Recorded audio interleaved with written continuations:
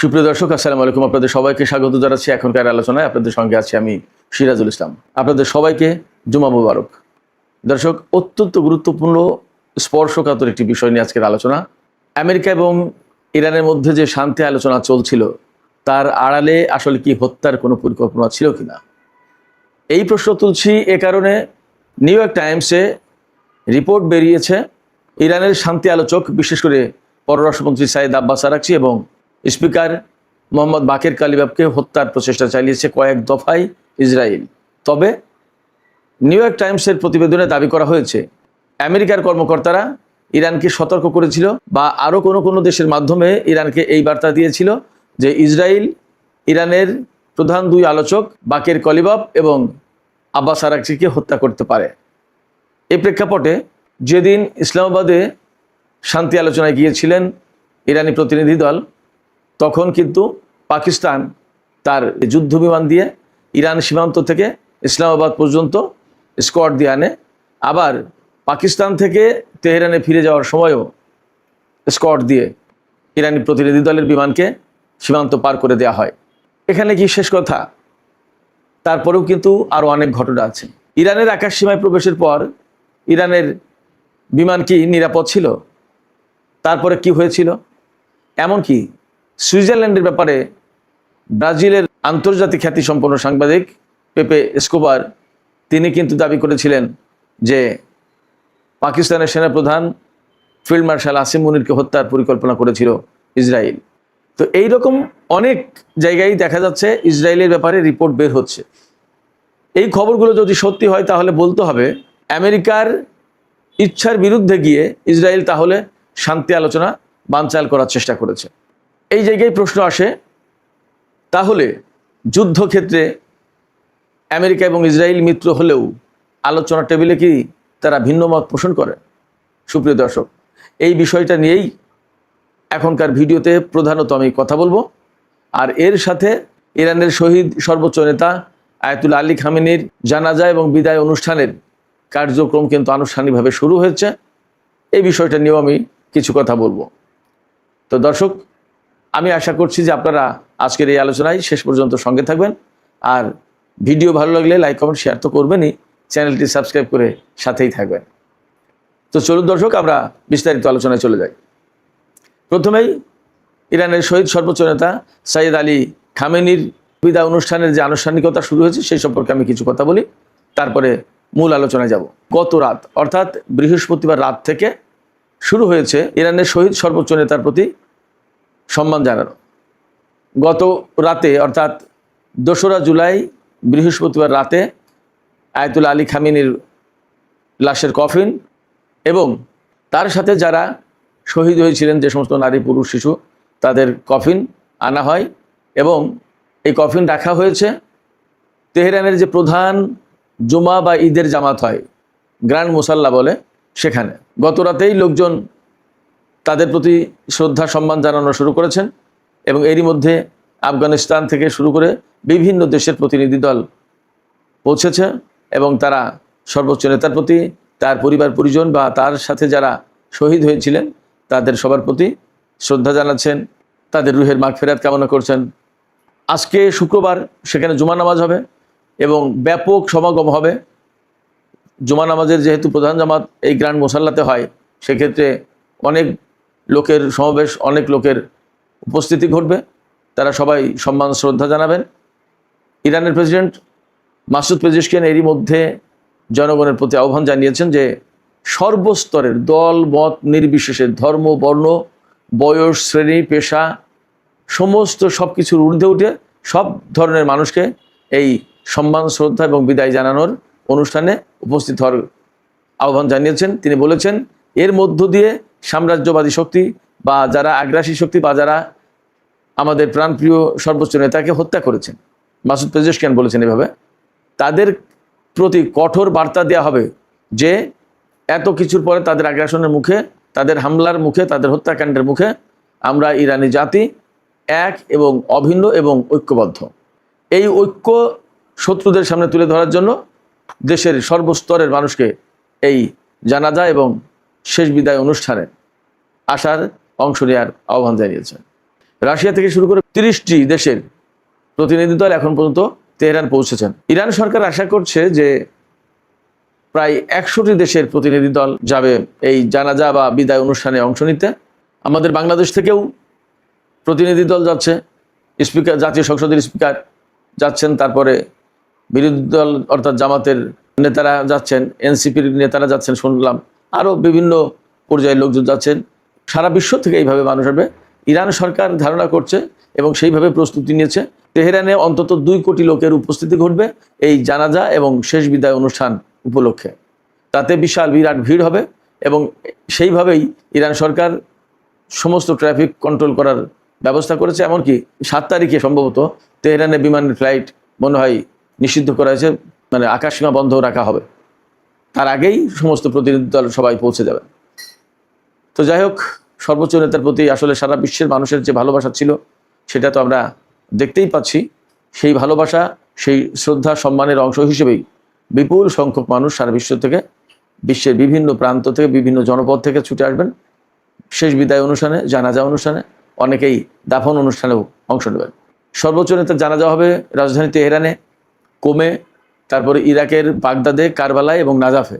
তারপরে সর্বশেষ অর্থাৎ ওনার শেষ যাত্রা হবে মাসাদে। এই মাসাদ শহরেই তিনি জন্মগ্রহণ করেছিলেন।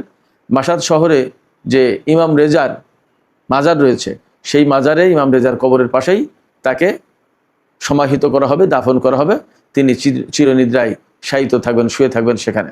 এই মাসাদের যে ইমাম রেজার মাজার, আমি সেখানে গিয়েছি। বিরাট বিশাল কমপ্লেক্স, অ্যাট এ টাইম 1 লাখের বেশি মানুষ নামাজ পড়তে পারে।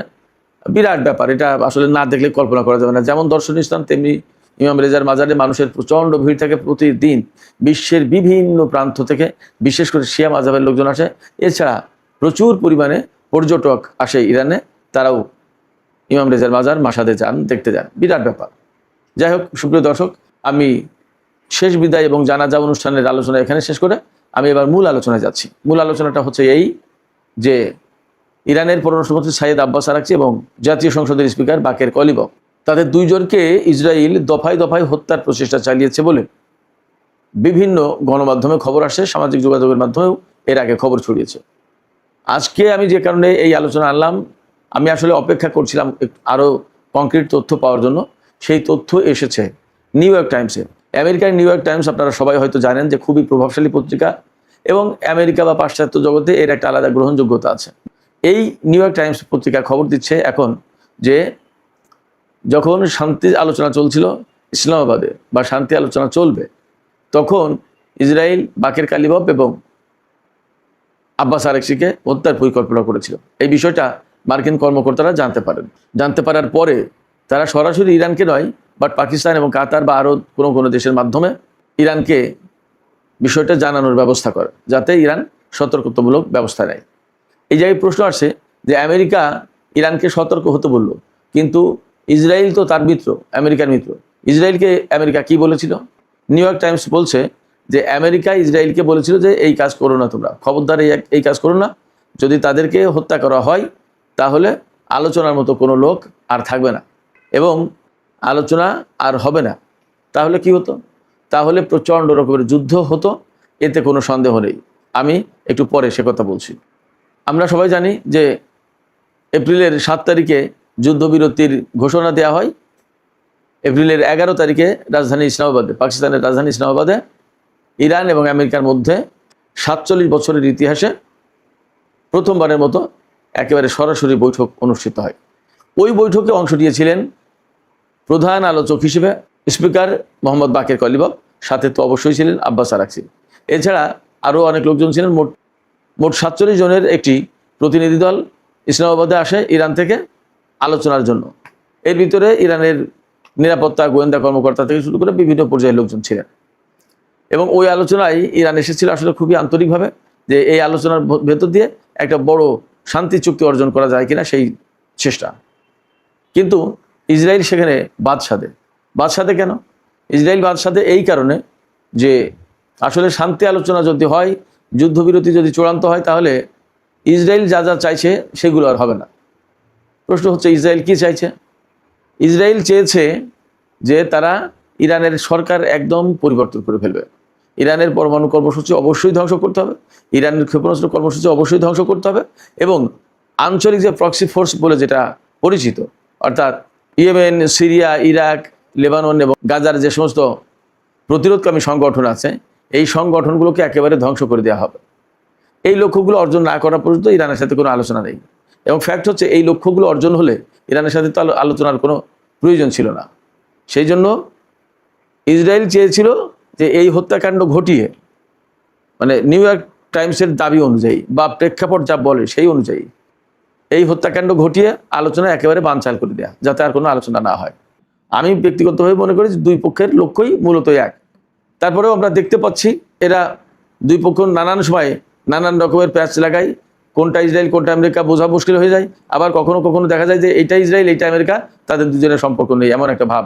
যেমন এখন ইসরায়েলের নেতানিয়াহুর সাথে মার্কিন প্রেসিডেন্ট ডোনাল্ড ট্রাম্পের অনেক তর্ক বিতর্ক হচ্ছে, গালিগালাজ করছে, আবার তাদের সাথে তাদের সম্পর্ক ঠিকই আছে। যেমন এই যে বাহরাইন থেকে পঞ্চম নৌবহরের ঘাটির একটা বিরাট অংশ ইসরায়েলে সরিয়ে নেবে, তার মানে কি, যত যাই কিছু হোক ইসরায়েল তো তার সেই বিশ্বস্ত মিত্র।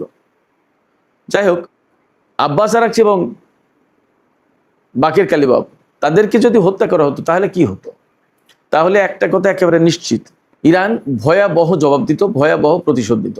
কারণ হচ্ছে কি, একেবারে সর্বশেষ বাতিঘর বলা যায়, তো তাদেরকে হত্যা করে ফেললো। আব্বাস আরাকচি আর বাকের কালিবাব আন্তর্জাতিক সম্প্রদায়ের প্রতি সম্মান জানিয়ে এই দুইজন ব্যক্তি আলোচনায় গিয়েছিলেন। যখন শান্তির দূত বা আলোচকদেরকে হত্যা করা হয়, তখন সেখানে কিন্তু যুদ্ধ অনিবার্য হয়ে পড়ে, এবং তখন ইরানের সামনে একদম পরিষ্কার হয়ে যেত যে আসলে এরা যুদ্ধ চাই, এরা শান্তি চায় না, এবং শান্তির কথা বলেও ডেকে নিয়ে গিয়ে আমাদের নেতাদেরকে, আমাদের কর্মকর্তাদেরকে, মন্ত্রীদেরকে হত্যা করছে। তখন ইরানের সামনে ভয়াবহ আক্রমণ, ভয়াবহ যুদ্ধ ছাড়া কোনো পথ থাকতো না। তাহলে কি হতো? তাহলে হয়তো এমন হতে পারতো, যুদ্ধের যতটা যে ধরন আমরা দেখেছি, হয়তো সেই ধরনের কিছু পরিবর্তন আসতো। এই কথার ভেতর দিয়ে আমি এটা বলতে চেয়েছি যে ইরান কিন্তু আসলে ব্যাপক হামলা চালিয়েছে ইসরায়েল আমেরিকার অবস্থানে, কিন্তু হত্যাকাণ্ডের দিকে যায়নি। হয়তোবা আব্বাস আরাকচি এবং কলিবাবকে হত্যা করলে পরিস্থিতি হয়তো তেমন নাও থাকতে পারতো, আরও বেশি ধ্বংসাত্মক এবং আরও বেশি প্রতিশোধমূলক হতে পারতো হামলাগুলো ইরানের। কোথায় ইসরায়েল এই দুইজনকে হত্যা করতে চেয়েছিল? আসলে এই হত্যাকাণ্ডের ঘটনা বেশ কয়েক জায়গাকে ঘিরে আছে। নিউ ইয়র্ক টাইমস একদম সব পরিষ্কার করে বলেনি, কিন্তু ইঙ্গিত যা পাওয়া যাচ্ছে তাতে একটা টার্গেট ছিল ইসলামাবাদে, একটা টার্গেট ছিল ইরান থেকে পাকিস্তানে যাওয়ার সময়, অথবা পাকিস্তান থেকে ইরানে যাওয়ার সময় এই বিমানের ভেতরে বিমান ধ্বংস করে দেয়া। আবার কোনো কোনো সূত্র থেকে বা কোনো কোনো সামাজিক মাধ্যমে তো বলা হচ্ছে যে সুইজারল্যান্ডেও এরকম একটা বড় হত্যাকাণ্ড ঘটাতে চেয়েছিল ইসরায়েল। তো পাকিস্তানের যে বিষয়টা, সেই ব্যাপারে আমেরিকা নাকি পাকিস্তানি কর্মকর্তাদেরকে জানিয়েছিল, এবং তারপর পাকিস্তানের পক্ষ থেকে বিশেষ ব্যবস্থা নেওয়া হয়। সেই ব্যবস্থাটা কি? সেই ব্যবস্থাটা হচ্ছে, ইরান থেকে যখন বিমান উড্ডয়ন করে পাকিস্তানের দিকে যায়, তখন পাকিস্তানের বিমান বাহিনীর যুদ্ধ বিমান পাঠিয়ে একেবারে ইরান সীমান্ত থেকে তাদের বিমান এসকর্ট করে ইসলামাবাদ পর্যন্ত আনা হয়। শুধু তাই না, ইসলামাবাদে কি ধরনের নিরাপত্তা ব্যবস্থা নেওয়া হয়েছিল তা আপনাদের নিশ্চয়ই মনে থাকার কথা। এই আলোচনার আগে পরে কয়েকদিন যাবৎ ইসলামাবাদের ছুটি ঘোষণা করা হয়েছিল। তারপরে বাস চলাচল থেকে জনজীবনের লোক চলাচল, অনেক কিছু, সমস্ত সবকিছু নিয়ন্ত্রিত ছিল, একেবারে কন্ট্রোলড। সবাই সব জায়গায় যেতে পারছিল না, অনেক রুটে বাস চলাচল বন্ধ ছিল, অনেক নিরাপত্তা ব্যবস্থা নিয়েছিল। সম্ভবত বিমানের ফ্লাইটও মনে হয় কিছু সময়ের জন্য বন্ধ রাখা হয়েছিল। তার মানে ইসলামাবাদের আকাশসীমা বিশেষ নিয়ন্ত্রণে নেওয়া হয়েছিল। আলোচনা হলো,